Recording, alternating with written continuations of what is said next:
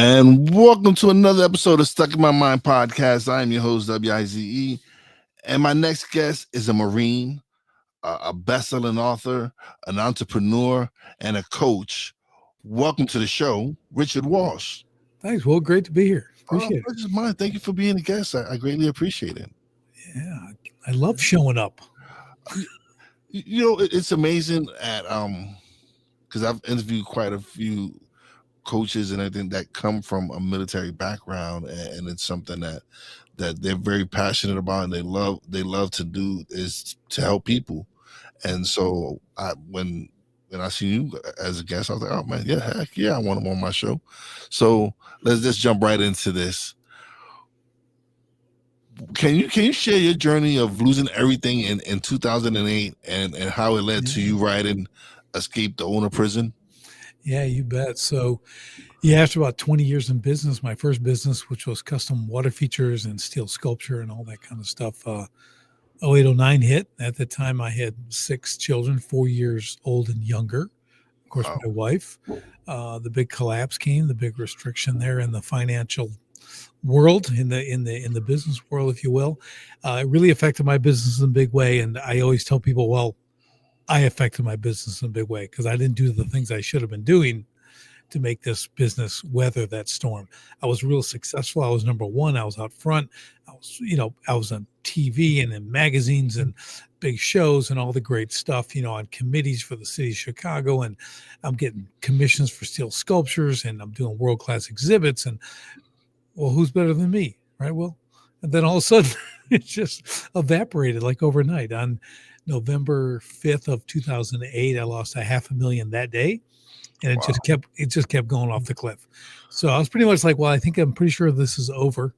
Didn't know what I was going to do. I knew this was going to end. We're trying to limp through. And I kind of had a big epiphany one morning thinking about my kids. I got these little kids who just love to see me when I come home.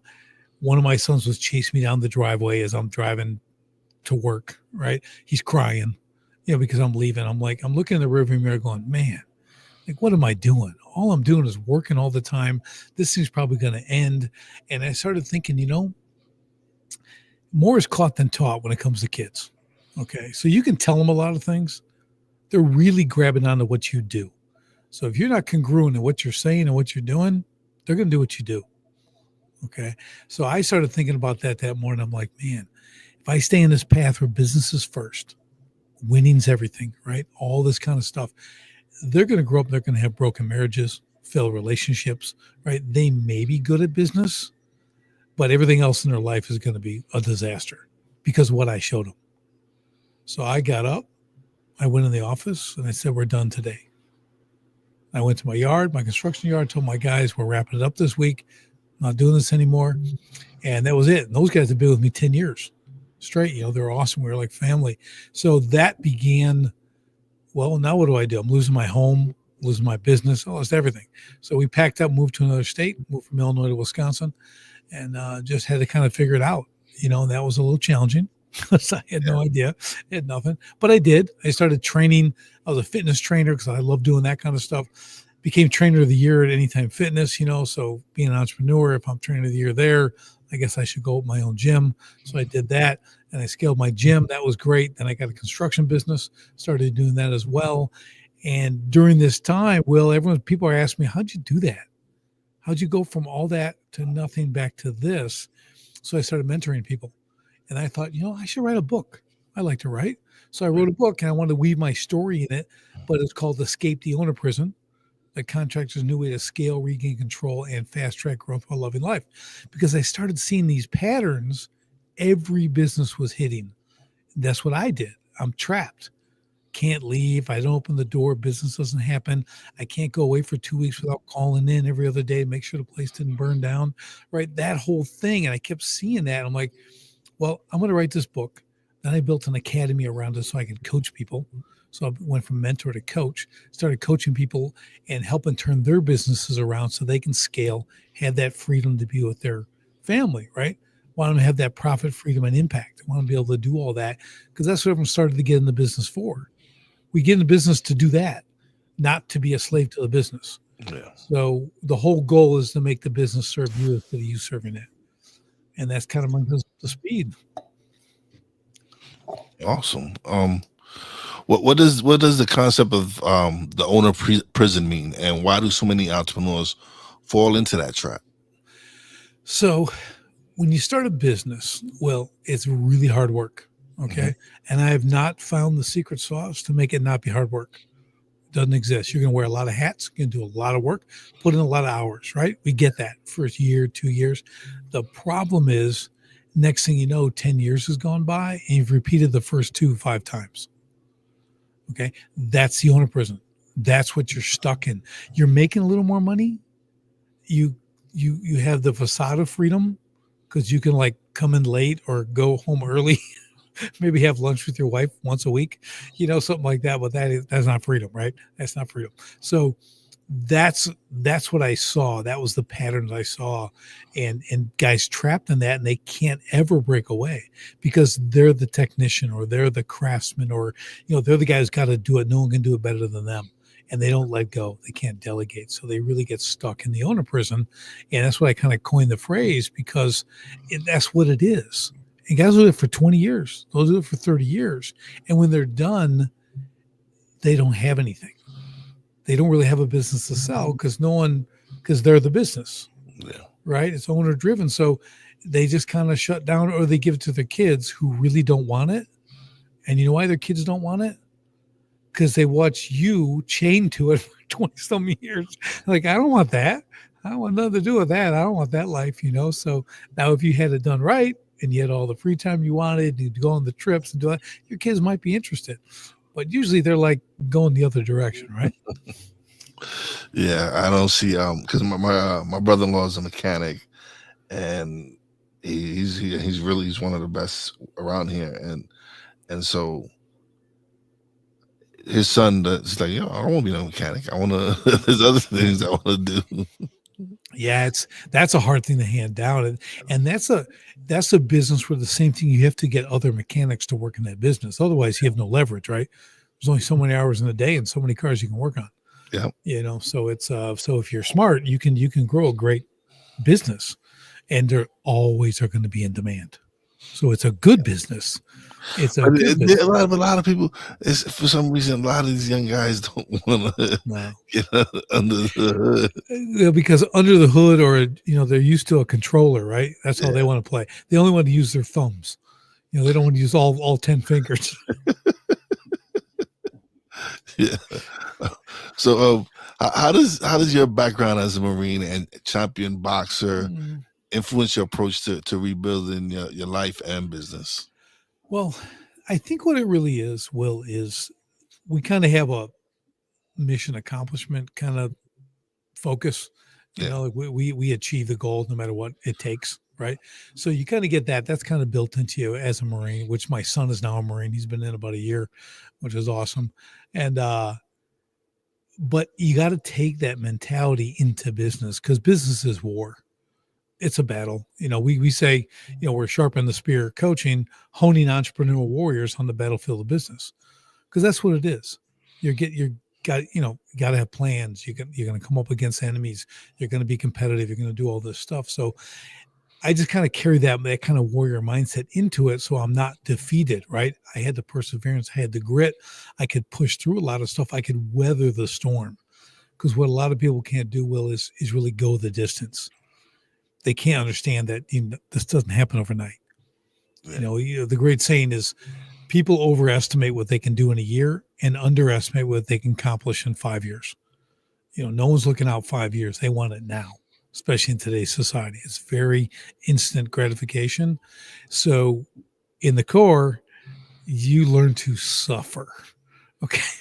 You learn to suffer and wait and just sit there for days and do so it builds your resilience to weather stuff like that in business. And I didn't go in the Marine Corps to go into business, but it really worked well.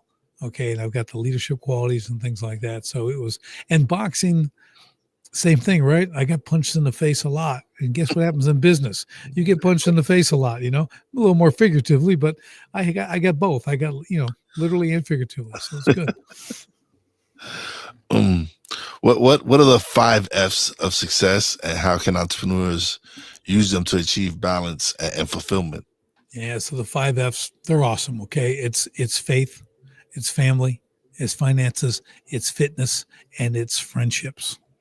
Okay. Like when people talk about work-life balance, well, that's what they'll tell you, like, you need work-life balance because you're working so much. Now the conversation ends there because they don't know how to do it and they just leave. Yeah. They just think it'd be a good idea for you. Okay. They don't have it. Okay. They don't have it. They don't know how to tell you to have, but it sounds really cute. So I'm always like, well, how about you stay a few minutes and tell me how I do this? And what I tell people on this, and this is really important because I totally believe in all 5 F's, and that does create great balance, whatever that actually is in those areas. But if your business is a hot mess, you don't get any of the 5 F's. You can't balance it because you're always going to be obsessed with the mess. Who's not coming in tomorrow? Oh, I got to make payables. Oh, payroll. All this stuff isn't taken care of. It's not running itself. You can never turn that off. As an entrepreneur, you can never turn it off. Okay. So it's hard to go, well, let me go work on faith and family and my finances and my fitness and my friendships when all you're thinking about is work and how you might go under at any moment. Okay. So the goal to it is to fix the business first. And then let's talk about those 5 F's. Let's get into it, but they're there and they need to be done.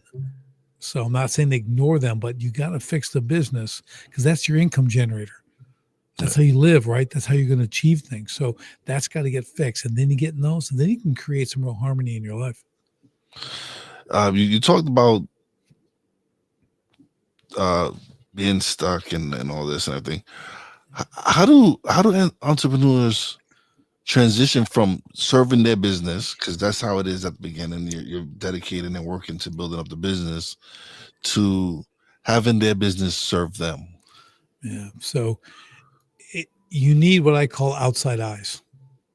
You need someone to come in, whether it's a coach, business consultant, whatever that might be. But the outside eyes can see things you can't. As an entrepreneur, as a business owner, you are focused on certain things, what you're doing, right? You can't really see the big picture. The next thing they do right from there is start to build out systems and processes, lanes for people to run in, right? Because people have to know what's required of them. The problem is people come and do things, but they don't really know the boundaries. They don't know the expectations. They don't know the consequences of their actions, right? They have to understand all this stuff. So once you build that out, then you can delegate people into those slots. And I have another saying, it's called people always leave. Okay. So someone's always going to quit. They're going to not show up. They're going to do whatever. They're going to retire. They're going to do a million different things. Right. So how quickly can you get someone in that spot and up to speed? Can you do it in a week? Or it's going to take 6 months, which is not going to help your company. So once you build all that out, someone does leave, you can get the replacement, get them up to speed, and off they go. Right. So it's really important to understand that's the process how you begin the transition, which also includes the owner letting go, putting the literal hammer down, walking away from doing the work, focus on what we call their 5%. That's the 5% of the business only they can do. The vision, reeling in the big clients, right? Really understand what growth they want to do, working towards their exit strategy, things like that. So that's really how they begin that process. Awesome. What what are some of the common mistakes business owners make when trying to grow their business? Well, the first one is they're trying to do everything themselves. We just talked about it, right? Yeah. They're trying to do a lot. They're trying to maintain a death grip on control. Okay. And you don't get to have that if you really want a business that you're not serving, it serves you. Right. So that's one of the things. They also don't start with the end in mind. They really need to start with the exit. Like if you think you're going to launch your business, you got an idea and you put things together and you're going to launch. Before you launch, you need to have an exit strategy. And it sounds contradictory, right? It sounds like, well, why would I'm just starting. Why I'm thinking about leaving. Because what happens when you create the exit strategy, and in simple terms, it's how long and how much. How long are you going to do this business? How much do you want when you get out? Okay, so I'll do it for 10 years. I want a $10 million exit. Okay, sounds good. Now you have to reverse engineer that. So what's that going to take from day one? Okay. Like say, hey, by the time I get there, I'm going to be making 7 figures a year for my own salary. I'm making $1 million. I want that 10 million exit. So we got to look and go, well, why would someone pay me $10 million for my business? What have I built? Does it run itself? No one's going to walk into a hot mess that's run by you. Okay. Cause they don't get you. Yeah. You want the money and leave. They're not going to pay anything for that, right? So as you reverse engineer, you start to see, okay, I'm going to have to do this and this. You know when the first person gets hired, because you understand you have a path now.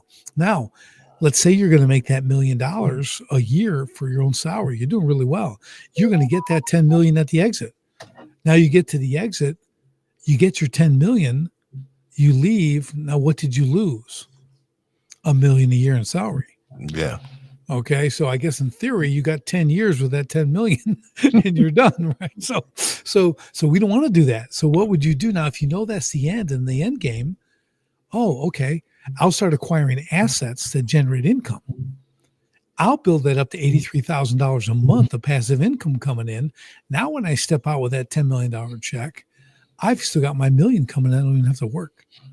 Right. So now I got my bonus, my 10 million sale price, and I've got my yearly million coming in, and I can continue to build on that. Right.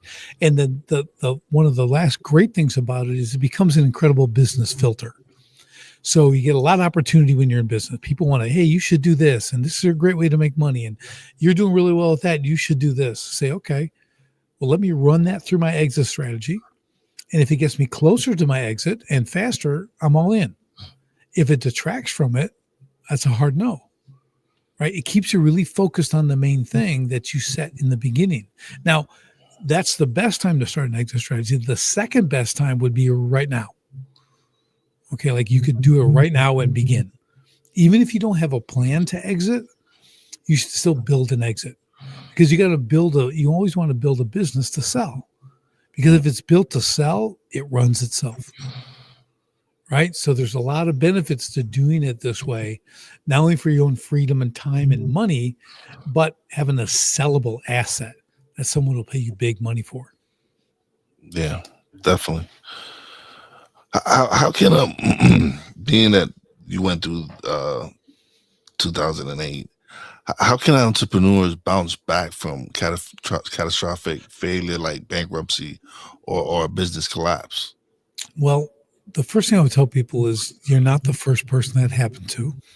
Okay. All the greats have multiple bankruptcies and failures. Failure is just a learning process. Okay. Quitting is completely different. Okay. If you quit, well, that's on you. You're a quitter. Okay. So if you fail, you just failed and you keep going. Okay. If you lose the game today, you got to come back and play tomorrow. That's what champions do. Right? They can lose, come back tomorrow and play, and win or whatever. So you have to understand that failure is only an opportunity. It's an opportunity. Problems are opportunity. If you look at it that way, say, okay, I don't know what I was going to do. I had no idea. I knew I was not going to do what I did. And to this day, it's been 15 years? Haven't built a water feature, haven't touched a welder. 15 years. I am all or nothing. I'm a little odd, but I'm just a completely different direction, right? I want something completely different. So you can reinvent yourself. You can make things. You just have the willingness and the perseverance, the grit to go through that. Because if you do, the other side is going to be magnificent because what you learn from that failure, that collapse, that is gold. I always tell my kids it's better to know what you don't want than what you actually want. Because if you know what you don't want, that really narrows the selection, doesn't it?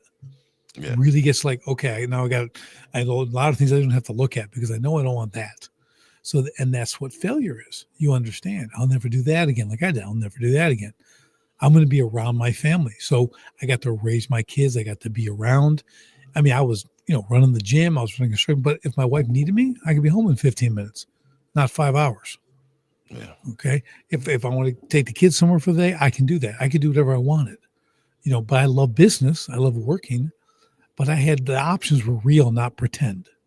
If I wanted to go, hey, we homeschooled them, we raised them that way. If I want to take them, we're going to go to the zoo or go whatever, I could just go. And that I love that. And I now that my kids are all in their upper teens, even one's 20, like I said, he's in the Marine Corps, you see the fruit of that, the difference that made. And I wouldn't change it for the world. Awesome. Yeah, no, having that freedom is something that all all entrepreneurs should strive for, because you don't if that's the case, you might as well just stay at a job if you're gonna just Yeah. sell your time. Yeah. If you're gonna and listen, at the beginning of entrepreneurship, it's not gonna just take off. You have No, to put in the work and build it, and like you said, build it to the point where you don't no longer have to sit there and control it, where you've already delegated the power to, and now you could, like you said, go home if your wife needs you in 15 minutes. You don't have to wait 5 hours or wait till you get off your job to go and spend time with your kids and do things that are important. right. Yeah, exactly. It's you're working 50, 60, 70 hours, Yeah, but now you can get it down to 20. Okay, that's a pretty good week. Okay, that's 4 hours a day. And then you got a lot of time left in the day. Like working 4 hours, So you could plan this, and you can pick and choose your days, but that's truly where you can go, with it. And you're still in control. You are still in control because you're the main decision maker. You're the executive. so I got somebody here who asked a question. What is the first step to take when I'm going into business for myself? Okay, first step. So it's a little. I don't have the full context, but if you're going to go into business, you have an idea or a service, whatever you're going to do. The first thing to do is sell something, sell your service, sell your product. Focus on. It's called proof of concept, right? Yeah, The only real proof of concept is to someone who's not my family, not my friends. Did one of those people who are not those two people give me money for what I'm doing? That's proof of concept. Family and friends don't count. And let me also recommend you never ask them what they think about your business or your product, because they're biased, okay? Good and bad, right? They're going to yeah, not want you to go into business because of the risk, or they're going to love you so much. You'll be awesome, and they won't tell you how horrible you're doing, okay? And how awful a product or service you have. You're doing a terrible, okay? So I was just being real. You want to get the stranger, yeah, okay, who sees it, loves it, or here's a little bit of advice I love to share. If you've got a product or a service, let's say you made a really cool product, whatever it is, I don't care, it's a new mop, I don't care what it is, and you take it to a complete stranger, and here's how you approach them. Say, hey, listen, I just made this. Can you tell me all the stuff that's wrong with it? Can you, poke holes in this? Like, tell me why this isn't a good thing? Instead of going, hey, do you like this? Can you tell me why this is great? Because people are going to like, yeah, it's cool, yeah, it's good. But if you go with the anticipation of receiving negativity, it'd be way easier to ask, for one, but it's also going to make your product great. You got a stranger who doesn't know you, they're not going to hurt your feelings, they don't care, and they're going to tell you what's wrong with it, and then you can fix it. And now you got a great product or service. Maybe you're doing something completely wrong, and someone's able to tell you, hey, maybe have you ever thought about doing this? Hey, if the trigger was on this side, it'd be a lot better. This is for lefties only. So it's like you could figure something out like that. But when you're going to start a business, just kind of buckle up and get ready for the ride, because you're going to get some bumps, you're going to get some scars, but it's all worth it. But selling, make money with it. You got a lot more to do, but until you do that, you're just going to be spending money, right? It's like having a hobby. yeah. Hobbies cost money. Businesses make money. You need to make money. Prove that what you got is something worth having. Yeah. So we're going to touch on one of your F's. How does faith play a role in your approach to business and personal growth? Well, for me, I'm a Christian, right? I'm a Christ follower. I start every morning at 4 a.m. I get up, I make my mushroom coffee, I drink my water, I get into my Bible study. So I spend the first hour, just spending time in the Word, being with the Lord. 5:30, I head off to the gym, but that's every day. And of course, I've got my church. I do a Bible study on Thursday nights with the men that we started. I do church on Wednesday nights. So my faith and how I raise my children, we homeschool so I could raise them with a biblical worldview, right? That was kind of our impetus for actually doing it. And that's how it plays a part in me, because my principles, my biblical principles I live by, are in my business. Right? That's how I live. I live that way. I live by what God says the principles are, right? So from a faith standpoint, I run my business obviously with high integrity. It's very just. Okay. I'm fair. But I provide, I give people more value than I'm being paid for. Right. That's just another biblical principle. So what I've done is it's really enabled me to run a business I can be not proud of, but like I can look at it and go, this is, I know who I'm serving.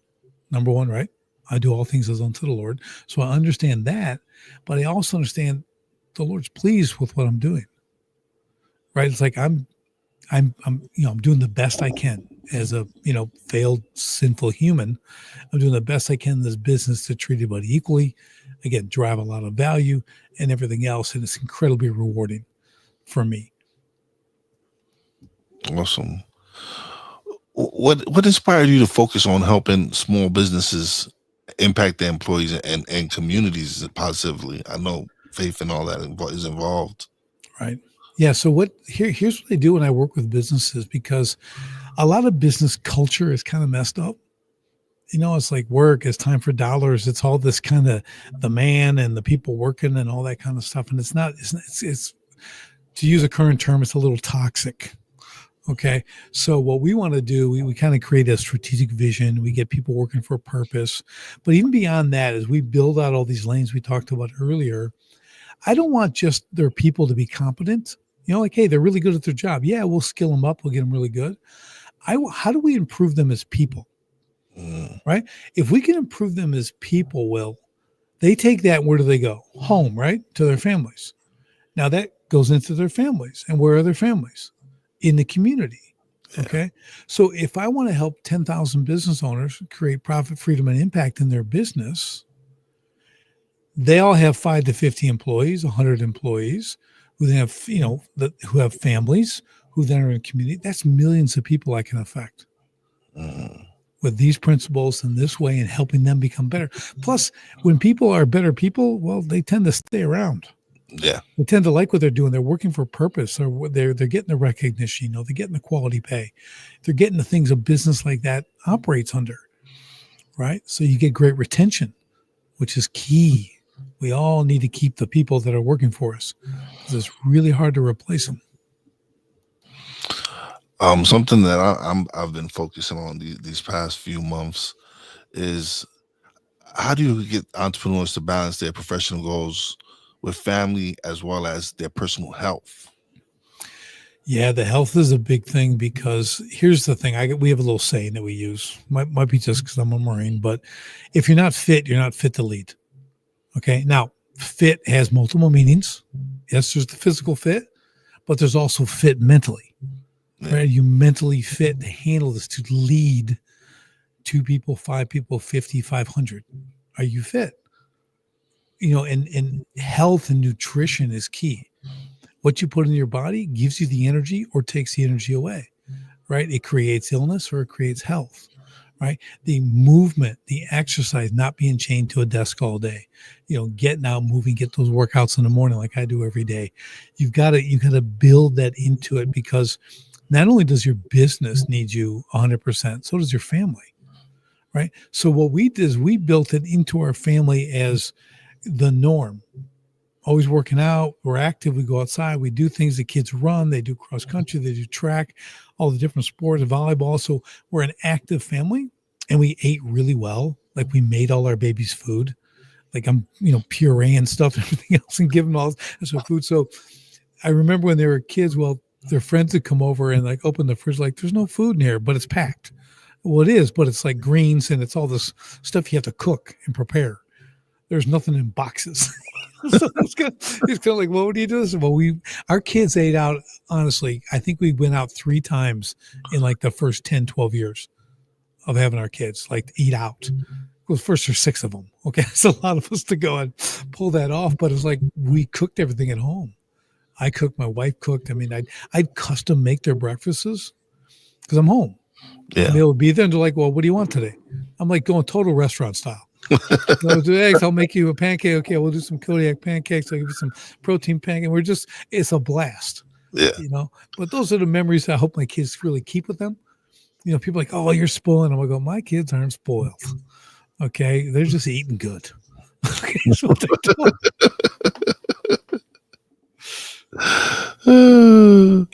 What do you think are some of the most overlooked aspects of leadership for business owners? I'll tell you, I think one of the most overlooked is that most leaders, they're not in what they now call the servant leadership position. They're not really serving their people. They're trying to just have them do things, do what I tell you. And I'm 20 years guilty of that. I was hardcore. You're talking jarhead, right? I mean, I'm like, dude, just do what I tell you. Oh, you don't want to do what I tell you? Well, get out of here. You're fired. I'm like, there's no middle ground here. Just go, So I wasn't great in that way. I hired the right people who just did the work, who were great workers. So I didn't have to. My guys showed up every day. They showed up early. They stayed late. I just had good people. But now the reason they kind of I'll tell you what it is. There's too much leadership coaching out there. That's the problem. Everybody's I was just talking with a guy talking about the same things. Like, it's too vague, leadership coach. What in the world does that mean? That could be a million different things, right? So it's really important. Like, it's too subjective, right? So you want to lead. What are you doing for your people? Okay, what are you doing for them? Again, how are you making them better people? How are you showing them the way? How do you treat them when they make a mistake? How do you correct that kind of stuff? How do you, and I'm up to like a 0 on the empathy scale. Okay. Me personally. Okay. I was kind of negative 1 or 2 on the empathy scale. Okay. I had none. It's like born with none. Okay. So it was really difficult for me, but now I've learned by watching. Now I know I hire the people with empathy. So I put empathetic people in place to do the work because I am like limited, very limited. At least you acknowledge where you lack there, but it's fine. So some people are just not empathetic. It's just. First of all, you're a Marine, right. It's just. Well, we just get it done. I don't care about your feelings. I'm just going to get this done, and you can go cry later. You can go cry later. I'm just going to get this done now. Oh man. How does focusing on friendships and community contribute to your business success? I think if you don't have that, it's a release. Okay, friends are a release. All right, you can go, you can talk a little smack, you can mess around, you can work out, you can play, you can just hang out around the fire. You know what I mean? And just share, because everyone's got their stuff they go through, whether they're business owners or employees, and you need that release. It's an escape. And not in the sense you're using your friends, but like being with them. Like, I got buddies come over, we do some shooting. We can shoot in the backyard, and we can kind of do stuff like that, right? So we kind of do something that's very away from business. And I truly only have a few friends that I call friends. And I know a lot of people, but my joke with my kids is, well, if I lost 3 fingers on one hand, I still got all my friends can still fit. But it's just, but they're good friends, right? So I've developed strong friendships over time. Again, that's part of the balance, right? I don't have 37 friends I have to take care of or maintain the relationships because I can't. Mm-hmm. Right? I have kids, I have a business, I have a wife. Okay, friends are, they can't. How some people like always with the boys. Yeah. That ain't right. Okay, friends are in limited doses. Yeah. And that's the way it is. And that's how I balance that. So for me, it's a little easier than most people because I don't have a lot of friends. Yeah. But I'm still a really nice guy. I'm sure you are.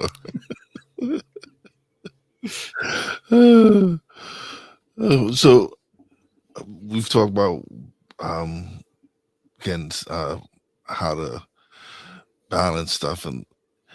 But it's kind of just like how the name of the podcast stuck in my mind. Why is it entrepreneurs just feel stuck? Like, why is it some of the reasons they feel stuck onto the day on the on, to the, in the day and day grind of running their business? I think they have this sense of it's all on me. I have to succeed. I was all about me that first 20 years. I'm going to succeed. I had a billionaire client trying to give me advice that I would not take. Mm. I mean, I'm like, what does he know? He just owns like professional sports teams and manufacturing plants and stuff. He's never built a water feature. You know, that's the level of stupid I operated at. Okay. And I had other high end clients doing the same thing. I did everything that was twice as hard, twice as long. I kind of made it. But if I would have listened to what they were saying, I wouldn't have collapsed in 08, 09. Because they were just telling me just things I should have been aware of just because they liked me. You know, they weren't asking for anything. They're just like, hey, you ever think maybe you need a bean counter? Like you're making a lot of money and you're kind of, where's it going? You know, stuff like that. And I was like, I'm good. I'll just make more. It's okay. I'll just keep going. And so that was one of the big things because, man, it's people get stuck again looking for success. So you got ego, okay, which I now just keep in a box. Yeah. Okay, it's locked up. I guess come out once in a while, but not too often, right? That ego and pride is what ruined my business. Mm. It's all about me. It's all about me. Enough about me. Let's talk about me. You know, it's that whole thing, right? Yeah. It's constantly driving. So I get the credit. I want to do the next great thing so people will tell me I'm great. And I kept doing it. Right? That's a horrible. It's the best analogy I've ever heard and I use now is you never want ambition in the driver's seat. If ambition's in the driver's seat, you're going off the road. You know, so you really have to kind of stay in that passenger seat, understand you got to tether, but again, getting the right people to take on this work, to even who are much better than you, which is most people. So if most people are better than you, then you might want to hire them. Because you think you're the best, okay, and you might be at a few little things, but not running a business, okay? If you're an entrepreneur, came in because you have a skill, a trade, a craft, whatever it is, and you are really, really good at it, you might be the best at that, but running the business, I guarantee you're not the best, okay? You're not the best accounting person. You're not the best office manager. You're not the best anything except the one thing that you do. So you better hire out and find great people, and that'll keep you in check all by itself. Mm. Yeah, that's awesome. What is the importance of mindset in overcoming failure and finding success? So mindset, just like this, your thing stuck in my mind, Yeah. right? Your head controls everything. Mind, will, and emotions. That's your soul. Right? Mind, will, and emotions. So mindset is incredibly important because this is what's going to make your decisions. Right? If you're what they call poverty conscious, right? Everything is lack. There's scarcity. Everything's well, you're going to make decisions based on that mindset. I grew up with no money, never had money, had this ground. So, there's just not enough. Or I'm going to make a ton. I'm going to just keep making more money because there's never enough money, right? So you're going to make more and more and more. And where's your focus now? I'm making money all the time, making more money. The old John D. Rockefeller, how much money is enough? He says, just $1 more. He had that mindset, right? Just $1 more. You just want to keep making more, right? So mindset's also going to take you through these leadership things we talked about. It's going to take you through adversity. How are you going to deal with it? You're going to have it. Good economy, bad economy, mediocre economy. You're going to have adversity in your business. You have to be ready for it. And I think the great saying is there's 3 stages of life. You're either going into a crisis, in a crisis, or heading out of a crisis. Those are the 3 stages. You just be prepared, right? Just prepare yourself, but that's in your head, right? You've got to have this mindset to persevere and to also have everybody else go with you through that. Yeah. So you have this vision of impacting 10,000 small businesses. Mm-hmm. How do you plan on attacking that? How do you plan on doing that? One business at a time, Will, one business at a time. So we're scaling, bringing on more coaches, reaching more Yeah. people. I mean, that's really the key. And when you help them and you start making those changes in their business and giving back that freedom, word kind of travels. People see that, right? They see a change, that everything changes. Like you'll see their entire business change, their business culture changes. They're spending time with their families, like legit. I had a wife of one of my clients call me, said, 8 years we've been in business. I never thought this was possible. We just spent 2 weeks at the beach. He was never on the phone, totally present, with all five of our kids. She goes, I never thought that would happen ever. Wow. And I'm like, and there it is. And that's my reward. I saved the family. I really saved the family. That's awesome. And that's worth the whole price of admission. Yeah. Man, Richard, this has been great. I could talk to you for hours. But now it's come to the point of the show where you get the solo screen and you get the plug away, let everybody know where they can find you. Okay. The book, everything. Yeah. So sharpenthespearcoaching.com. One-stop shop. Go there. Escape the Owner Prison. You can grab on Amazon. So it's Escape the Owner Prison by Richard Walsh. Take a look at the book. But let's do this, Will. Since you've been awesome, this has been awesome. Let's give a gift to your listeners. Okay, especially the person who asked the question. You get this gift. Go to sharpenthespearcoaching.com. Go to my contact page. Just send a one-sentence email. Say, hey, I heard you on Will's show, stuck in my mind. I'd love to get a free copy of your audio version of your book, and I'll send it right to you. How about that? Awesome. Heck yeah, that'll work. So everyone out there if you catch the replay or anything else, send them a one. Let them know you saw him on Stuck in My Mind podcast, and you will get a free audio of his book. That's it. Awesome. Love Thank it. you. Oh, that's amazing. That is amazing. Thank you so much for being such a great guest. You're always welcome to come back whenever you write another book. Definitely come back and share. And it's in the works. When it's ready, just hit me a message. Hit me up with a message, and we'll have you back on the show to come promote the book. And yeah, I'm actually going to go order the book on Amazon as soon as we're done here. But thank you so much for being such a great guest. Thanks, Will, man. This has been a lot of fun. I had a great time, man. Appreciate you having me. I appreciate you being a guest. But let me close out the show, and then we'll chat a little bit off the air. But thank you so much, man. This was great stuff. All right, another great episode is in the books. I appreciate everybody who tuned in. Corrado, as always, thank you, brother, for coming by and leaving comments and asking questions. You are definitely someone I cherish because you've been a supporter since day one. Big shout out to my Real Wise fam, Bobby J, Brandy J, love you guys. Shout out to the boss lady, love you and appreciate you. And as always, a big shout out to all the essential workers out there. God bless y'all. Be safe. You know, your boy Wise does it. Peace out.